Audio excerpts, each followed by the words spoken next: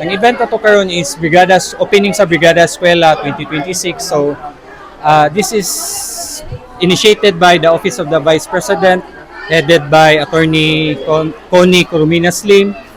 Then in partnership with Kappa Rho, Lapu-Lapu Grand Council, and Cebu Alliance for Duterte. So a total of 1,700 plus beneficiaries ang nakadawat og libres pababago program sa Office of the Vice President. So mo ni ang bag nag-donate sa each school 1,700 plus ang beneficiaries. Then mo ni ang school supplies, notebooks, pencils, crayons, mapoy toothbrush, and ang nice po dani kay na siya raincoat. So amoa is we are making small things with a bigger impact in the community.